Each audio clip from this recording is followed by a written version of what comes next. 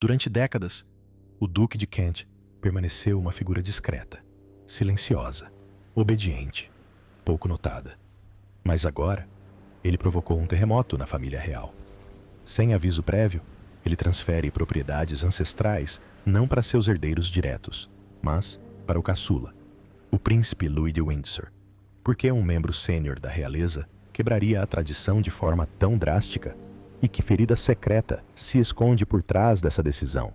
Antes de nos aprofundarmos no que isso realmente significa para a família real, certifique-se de se inscrever para não perder nenhuma atualização. O Duque de Kent nunca foi um homem de espetáculo. Seu legado, embora impregnado de sangue real, era marcado mais pela devoção do que pela dominância. Sempre presente, raramente sob os holofotes, ele permanecia à sombra dos monarcas, servindo silenciosamente como um pilar da tradição. Por isso, quando a notícia vazou primeiro, em sussurros nos corredores reais, e depois por meio de um documento legal vazado, ninguém conseguia acreditar. Em uma ação ao mesmo tempo sísmica e simbólica, o Duque havia transferido vastas porções de propriedades reais, incluindo propriedades históricas, outrora ligadas à sua linhagem, não para seus filhos ou parentes próximos, mas para uma criança que mal sabia ler. O príncipe Louis Young, aparentemente alheio à situação, foi o escolhido. Não havia câmeras presentes na assinatura, nenhuma pompa real.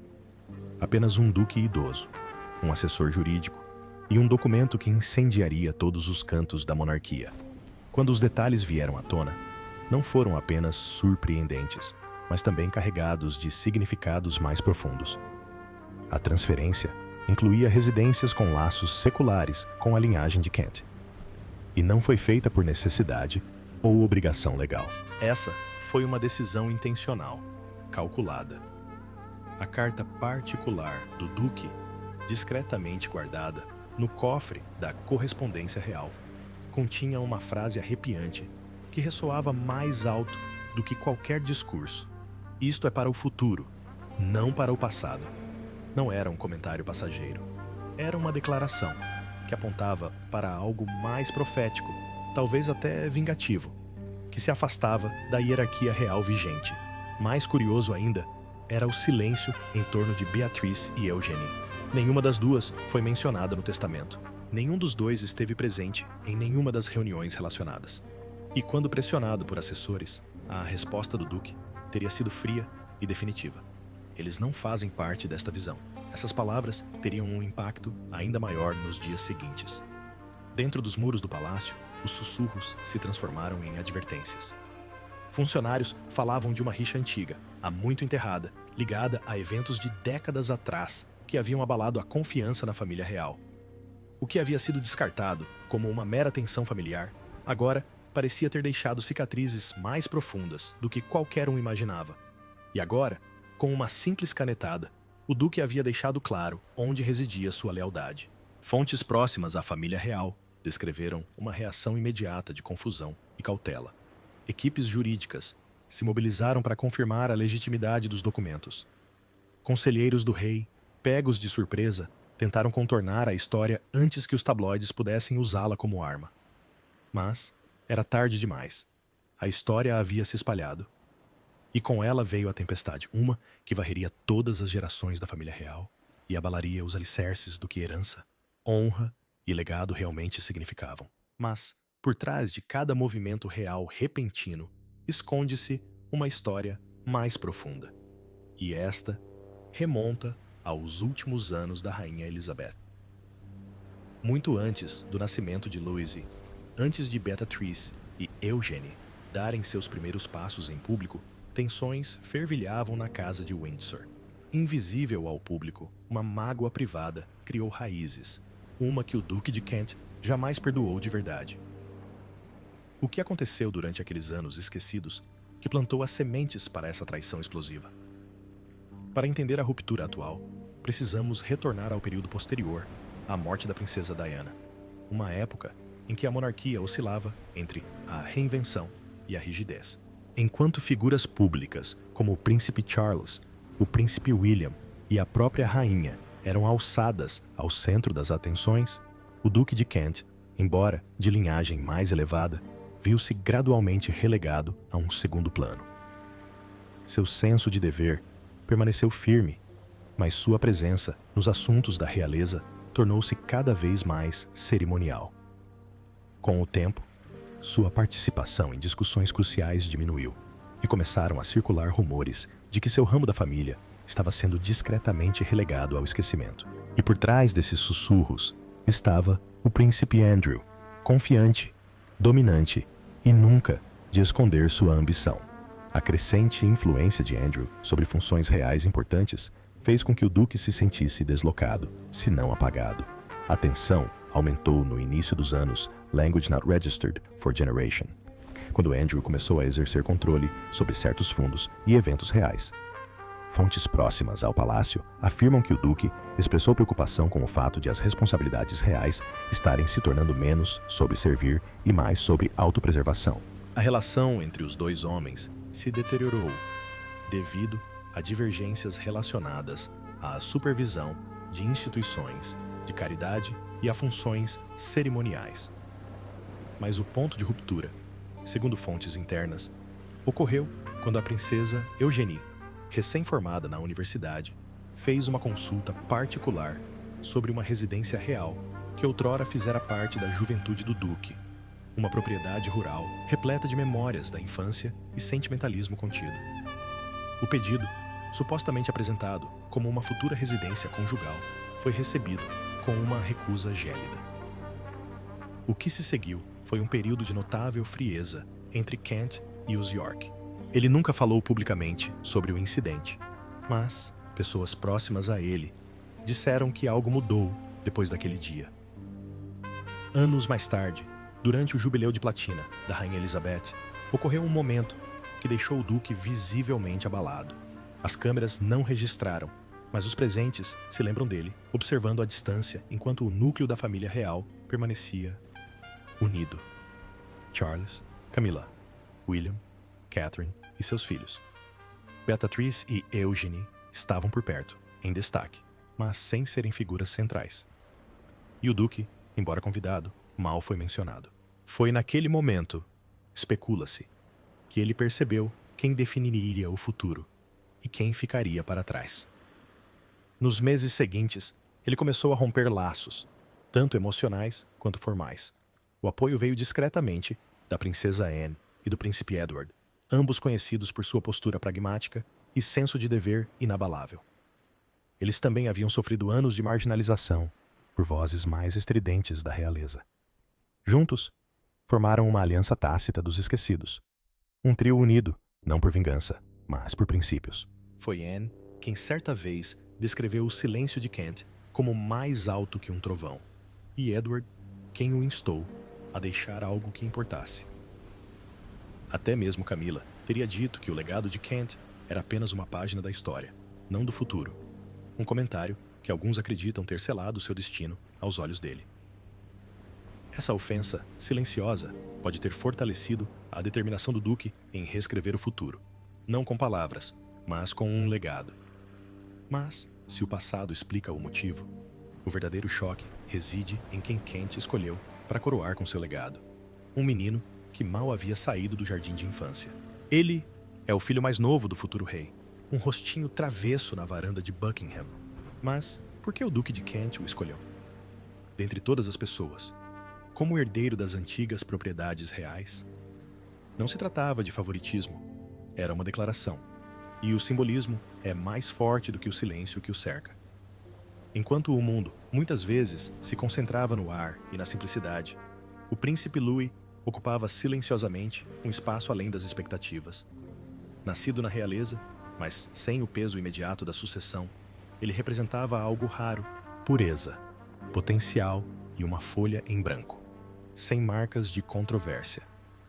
À medida que o carinho do público pelo caçula dos Cambridge crescia, aqueles mais próximos do Duque de Kent começaram a notar uma mudança sutil. Ele observava Louis com uma intensidade silenciosa em eventos, estudava suas interações e, em um momento marcante durante uma cerimônia no jardim, teria sussurrado algo a um assessor. Ele carrega algo que os outros perderam. Não era a linhagem do menino que importava, era seu distanciamento dos jogos palacianos.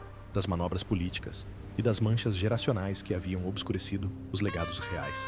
Logo, começaram a surgir rumores sobre a crescente proximidade da duquesa Catherine com o duque.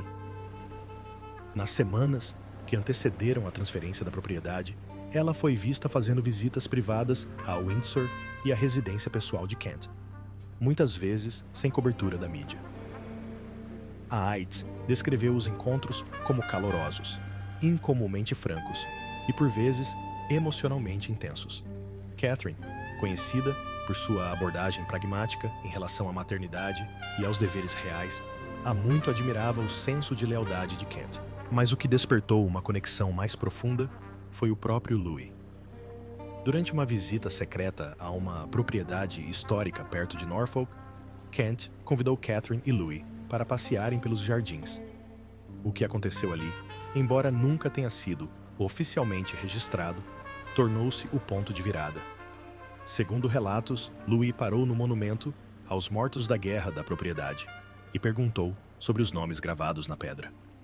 O duque, já comovido pela genuína curiosidade do menino, confidenciou mais tarde a um confidente que a reverência silenciosa de Louis lhe pareceu uma forma da monarquia se lembrar de si mesma.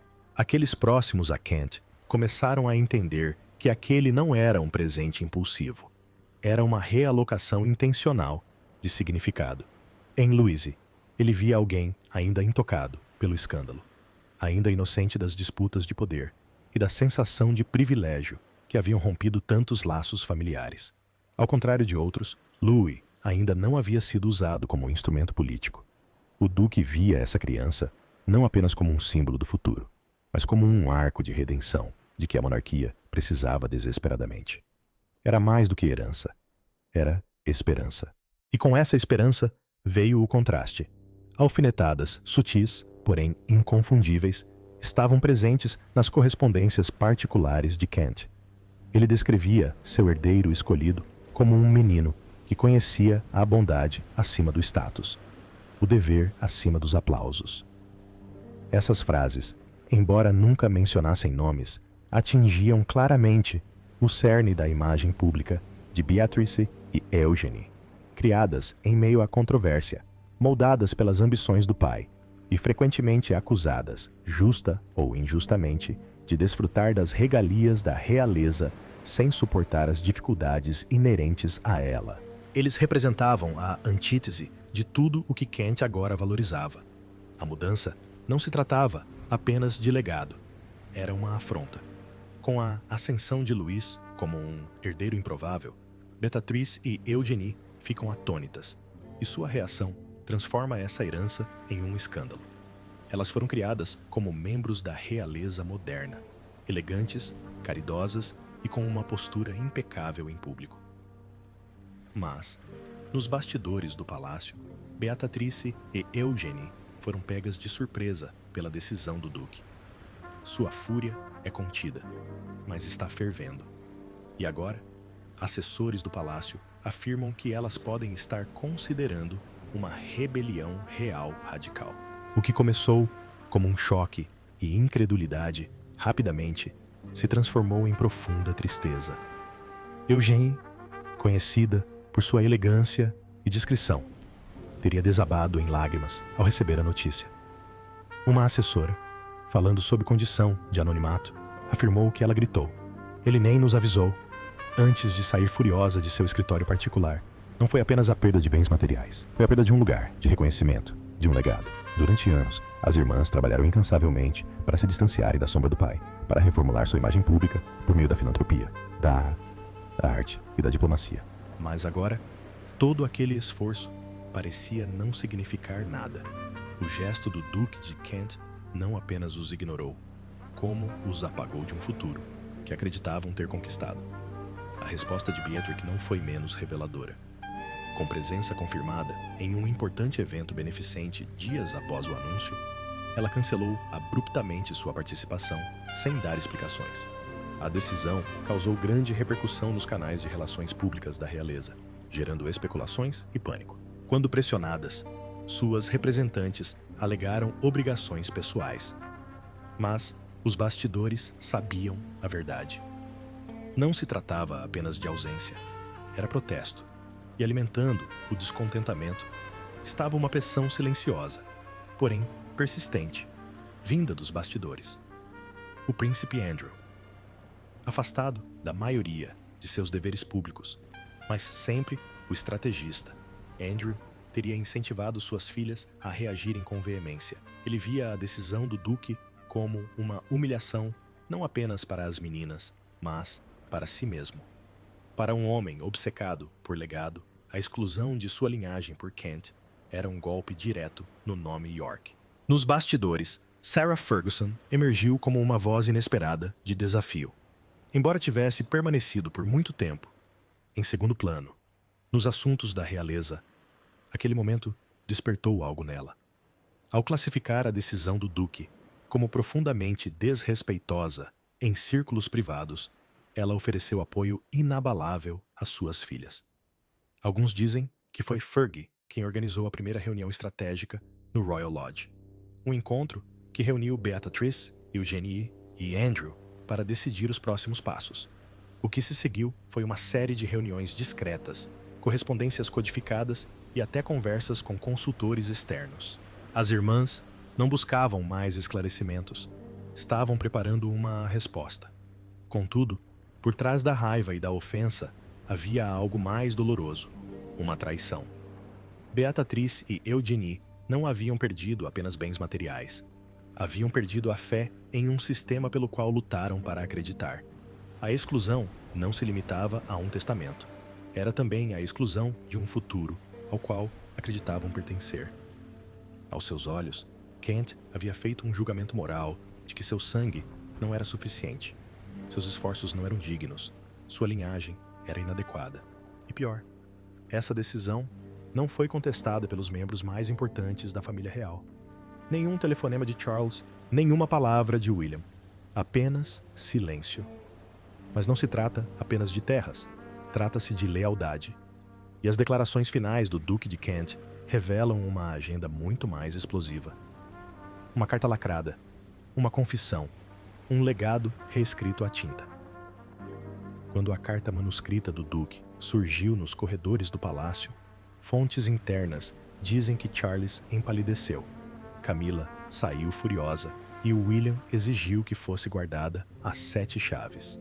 O que dizia e por que se dirigia tão especificamente às filhas de Andrew? Guardado no fundo da gaveta da escrivaninha particular do Duque de Kent, sob fotografias antigas e correspondências desgastadas, jazia um envelope cor creme endereçado simplesmente àqueles que compreenderiam. Não era para ser visto pelo público, não era para ser aprovado pela corte. Era para a consciência da coroa, um acerto de contas final, escrito por um homem que passou a vida observando a monarquia se fragmentar por dentro. A frase inicial impactou com a força de um martelo. Este é um acerto de contas há muito esperado. E com essas palavras, o Duque dissipou qualquer ilusão de neutralidade. Não se tratava apenas de uma explicação, mas de uma acusação. A carta transbordava o tom de um homem que esperara décadas para se pronunciar. Em frases incisivas e deliberadas, ele denunciou o que chamou de uma geração criada na arrogância, não na resiliência. Embora nunca tenha mencionado Beatrice ou Eugenie diretamente, as sombras projetadas por suas palavras eram inconfundíveis. Ele escreveu sobre privilégio sem dever e honra sem legado. Um julgamento mordaz daqueles que, em sua opinião, nasceram em berço de ouro, mas não souberam honrar seu peso. A frase mais comovente, agora citada nos corredores do palácio com uma mistura de reverência e temor, dizia simplesmente: laços de sangue nem sempre são mais fortes que a integridade. Foi essa frase que fez Camila se refugiar em seus aposentos privados e silenciou até mesmo as vozes mais desafiadoras do círculo de York. Mas a carta não se deteve na amargura. Ela ofereceu clareza, uma visão de restauração através do príncipe Louis. O Duque o descreveu como o último farol de lucidez da família Windsor, uma expressão que causou confusão, até que um conselheiro, visivelmente abalado, comentou: ele vê Louis não como um príncipe, mas como um recomeço. A linguagem do Duque insinuava que em Louis ele via tudo o que a monarquia havia perdido. inocência, disciplina e a capacidade de uma força serena. Ele não se impressionava com idade ou linhagem, mas com espírito. E em Louise, ele acreditava que a casa de Windsor tinha uma última chance de se redimir do escândalo e da decadência. Talvez o mais chocante tenha sido uma passagem que aludia a conversas privadas com a própria rainha Elizabeth. O duque alegou que, em seus últimos anos, a rainha havia expressado discretamente dúvidas, preocupações de que alguns membros da família tivessem se acostumado demais com a cortina e não com a coroa. Verdade ou não, essa única frase lançou uma longa sombra. Para aqueles que ainda se apegavam a privilégios reais sem substância, a carta soava como um veredicto. Para aqueles que buscavam preservar o futuro, tornou-se um plano. Assim que a tinta secou e as palavras se espalharam, a monarquia ficou abalada. Não porque o Duque de Kent tivesse falado, mas porque o fizera com uma clareza devastadora. Não haveria como voltar atrás, reformular ou negar com elegância. A carta representava o testamento final de um homem que observara em silêncio por tempo demais e que, no fim, escolheu rugir. Se a carta foi uma bomba, as reações foram tremores, e nenhum membro da realeza tremeu mais do que o próprio rei Charles. Ele é o rei, o monarca que ascendeu do escândalo à soberania. Mas nem mesmo Charles conseguiu controlar isso. A decisão do duque trouxe à tona todos os segredos obscuros da realeza. E agora surgem questionamentos sobre o próprio papel de Charles em influenciar o duque a se aproximar do príncipe Louis. O rei sabia? Ou será ele o próximo? Kent ponderou em silêncio. A reação nos bastidores do palácio foi imediata e profundamente atípica para o rei Charles. Sem se pronunciar publicamente, ele ordenou um bloqueio incomum em todas as comunicações do palácio. As equipes de imprensa foram retiradas. Os porta-vozes foram silenciados. Todas as perguntas sobre as transferências de propriedade do duque foram desviadas para o silêncio. Para uma monarquia construída sobre declarações cuidadosamente elaboradas, esse silêncio enviou um sinal mais forte do que qualquer resposta oficial. Algo tinha dado terrivelmente errado ou terrivelmente certo, dependendo de quem observava. A decisão do rei de recuar não foi sinal de fraqueza, foi estratégia e, para alguns, de culpa. Fontes próximas ao círculo íntimo confirmaram que Charles visitou o Duque de Kent apenas algumas semanas antes da assinatura dos documentos. O encontro não estava na agenda. Foi discreto e curiosamente breve. Nenhum assessor foi autorizado a entrar na sala. E quando o rei saiu, estava visivelmente pálido. Ninguém sabe o que foi dito. Mas depois disso, Kent cancelou vários compromissos públicos e Charles ficou estranhamente obcecado com documentos de planejamento futuro referentes ao príncipe Louis. Não foi mera coincidência. E agora, o palácio está dividido entre aqueles que acreditam que o rei deu sinal verde para a mudança e aqueles que temem que ele tenha sido pego de surpresa, assim como os demais. Charles há muito nutre dúvidas particulares sobre as irmãs York, isso é fato. Como herdeiro, ele havia expressado discretamente preocupação com os papéis delas dentro da instituição, frequentemente se referindo a elas como símbolos de uma ordem em declínio. Durante anos, ele lutou nos bastidores para modernizar a monarquia. Menos figuras públicas, controle mais rígido, linhas de sucessão mais claras. Beatrice e Eugenie, embora amadas em alguns círculos públicos, não se encaixavam nesse futuro. E agora, a decisão do duque alcançou o que Charles não ousaria fazer pessoalmente. Excluí-las sem mover um dedo. Mas o silêncio do rei criou seus próprios perigos. Consultores jurídicos começaram a examinar os efeitos colaterais da transferência de propriedade, preocupados com a possibilidade de que isso provoque uma investigação indesejada sobre as leis de herança da família real. Estrategistas de mídia alertam para uma narrativa que está saindo do controle, de que a monarquia agora está reescrevendo seu legado por vingança pessoal em vez de por dever. E, ainda mais preocupante, surgem rumores de que o príncipe William estava ciente das intenções de Kent antes de qualquer outra pessoa. Não apenas cientes, mas discretamente aprovando. Aqueles mais próximos de William o descrevem como ponderado, resoluto e cada vez mais protetor da imagem de sua família imediata. Se o rei e seu herdeiro viram no príncipe Louis não apenas uma criança, mas uma mudança estratégica, então a decisão de Kent pode não ter sido tão desonesto assim. Pode ter sido orquestrada pela realeza. Ainda assim, Charles caminha na corda bamba. Se admitir envolvimento, enfrentará acusações de exclusão e manipulação. Se negar, corre o risco de parecer impotente diante de uma rebelião de um membro sênior da família real. De qualquer forma, o trono está novamente sob escrutínio, não pelo que fez, mas pelo que permitiu que acontecesse a portas fechadas. E para um monarca que lutou tanto para restaurar a dignidade da coroa, o ato ousado do duque pode vir a ser o seu teste mais perigoso. Enquanto os monarcas agem com cautela, outra integrante da família real observa das sombras, pronta para remodelar o cenário mais uma vez. Ela construiu seu reinado com paciência e silêncio, mas não desta vez. A rainha Camila estaria furiosa. As ações do duque não apenas desprezam seus aliados mais próximos, como também elevam o filho de Catarina acima de todas as expectativas. Isto não é apenas pessoal. É uma guerra silenciosa. E Camila está planejando seu próximo passo. Por anos, Camila dominou a arte da discrição. Ela a ascendeu em meio à controvérsia, evitando confrontos diretos, deixando que o tempo e o silêncio fizessem seu trabalho. Mas a atitude sísmica do Duque de Kent destruiu essa estratégia. De acordo com fontes próximas ao palácio, sua fúria não foi apenas reativa, foi vulcânica. Um dos principais fatores desencadeantes é a posição delicada em que sua influência ampliada se encontra. O marido de Eugenie, Jack Brooks, outrora considerado um pilar discreto no círculo íntimo de Camila, agora se vê dividido entre dois mundos que divergem rapidamente.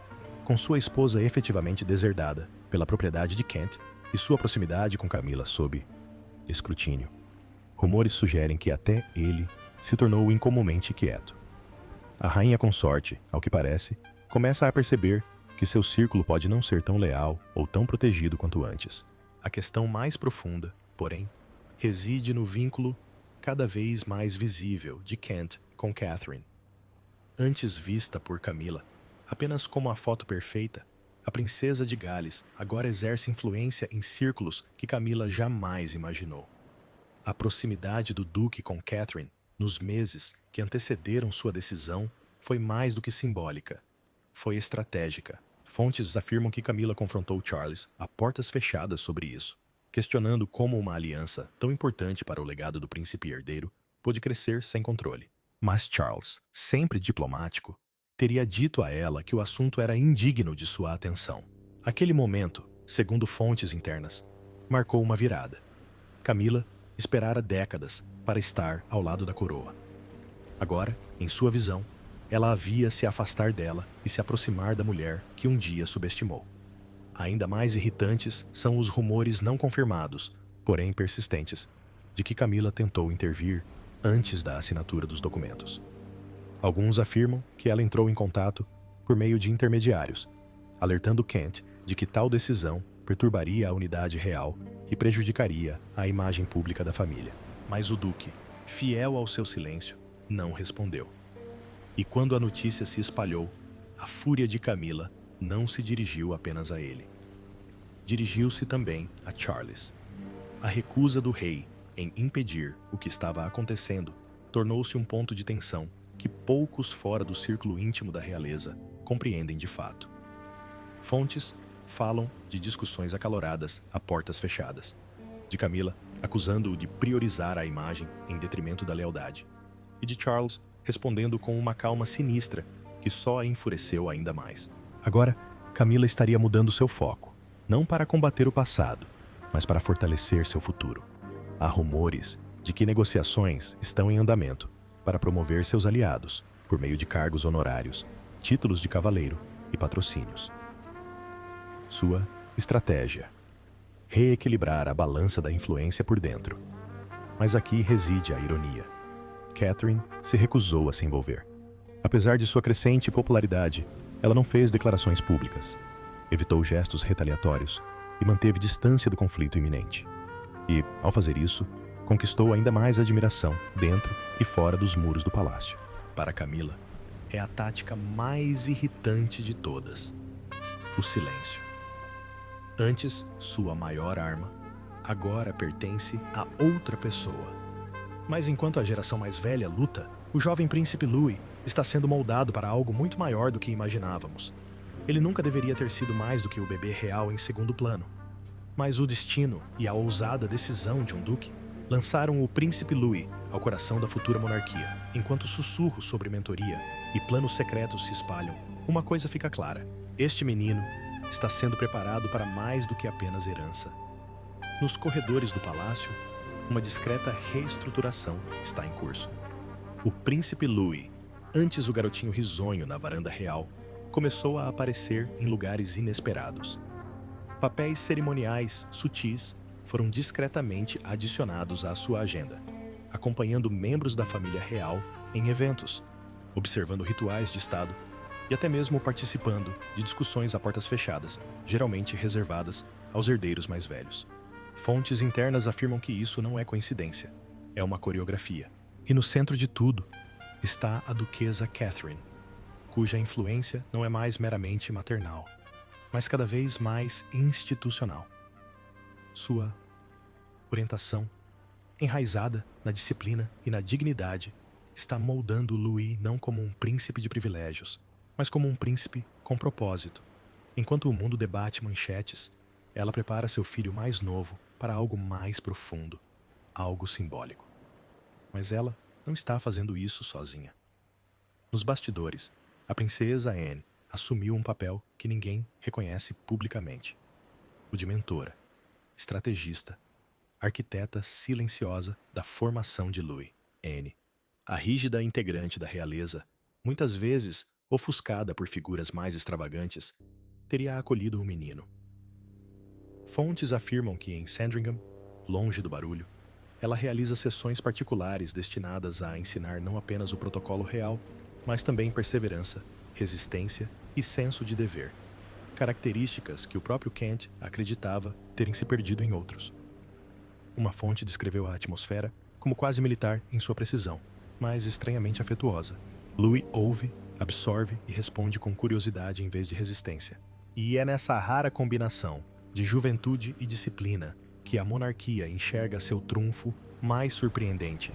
O gesto de Kent, antes visto como excêntrico, está sendo reavaliado por especialistas da realeza como uma jogada de mestre em termos de influência. Eles argumentam que, ao colocar o legado nas mãos do caçula dos Cambridge, ele redirecionou a linha simbólica de herança da monarquia, não legalmente, mas emocionalmente. Uma nova geração, dizem eles, precisa de uma nova narrativa. E Louis, intocado por escândalos e nascido em uma estrutura real reformada, se encaixa nesse papel com uma precisão assombrosa. Não se trata apenas de título, mas de tom. Não de poder, mas de percepção. Kent não transmitiu apenas terras, transmitiu uma filosofia. E então veio a citação final.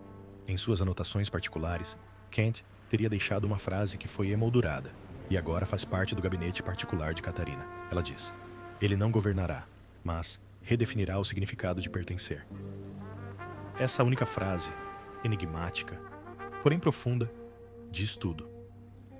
Louis talvez nunca use a coroa, mas poderá muito bem se tornar a bússola moral de uma monarquia em transição, o contraste silencioso com figuras mais estridentes, o herdeiro estável de um legado de contenção, elegância e autoridade fundamentada. Mas, quando a poeira parecia ter baixado, uma última reviravolta causaria tremores na coroa. Inicialmente, passou despercebida, escondida nas entrelinhas do texto legal da transferência de propriedade. Mas uma cláusula descoberta dias depois gerou pânico entre as equipes jurídicas da realeza. Ela não apenas sela o legado do príncipe Low, como também impede permanentemente qualquer contestação por parte da linhagem de Andrews.